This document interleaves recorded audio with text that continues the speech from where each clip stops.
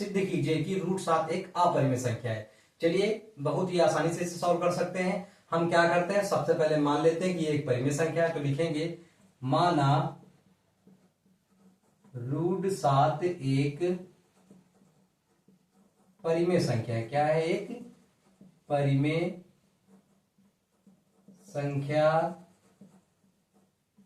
है जो P बटा Q के बराबर है जहां Q does not equal to 0।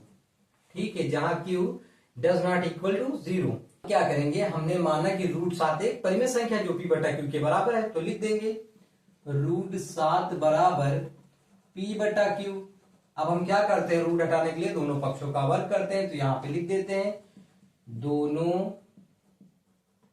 पक्षों का वर्ग करने पर, दोनों पक्षों का वर्ग करने पर देखिए रूट 7 का स्क्वायर कर देते हैं और P बटा Q का भी स्क्वायर कर देते हैं। तो रूट 7 का स्क्वायर करेंगे तो आ जाएगा 7 बराबर, यहां पे आ जाएगा P square upon Q square. अब हम क्या कर सकते हैं, 7 बराबर P स्क्वायर अपान Q गुणे Q, इसे दो बार लिख सकते हैं। देखिए ये बटे में यानी भाग में, यहां पे जाएगा तो गुणा में हो जाएगा, तो 7Q बराबर P स्क्वायर अपान Q। देखिए ये एक पूर्णांक है और ये एक भिन्न है। जो हम जानते हैं कि पूर्णांक और भिन्न बराबर नहीं होते हैं परिमेय संख्या में। हम क्या जानते हैं कि परिमेय संख्या में पूर्णांक और भिन्न बराबर नहीं होते। देखिए अगर हम इस स्क्वायर को हटाते तो इसके ऊपर फिर से रूट लग जाएगा, और जो संख्या रूट से बाहर नहीं आ सकती वो तो हमें पहले से ही पता था कि वो एक अपरिमेय संख्या होती है। तो चलिए हम क्या लिख देते हैं, क्योंकि 7Q एक पूर्णांक है और P स्क्वायर अपान Q एक भिन्न है, अतः 7Q does not equal to P square upon Q।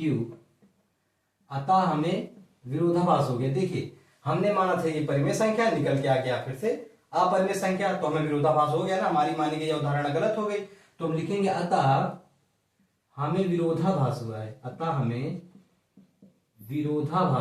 विरोधाभास हुआ है कि रूट 7 एक परिमेय संख्या है।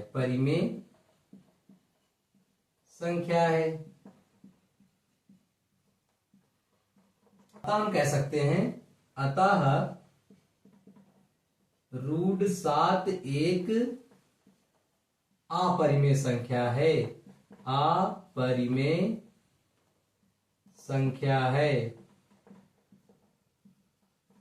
यही है इसका आंसर।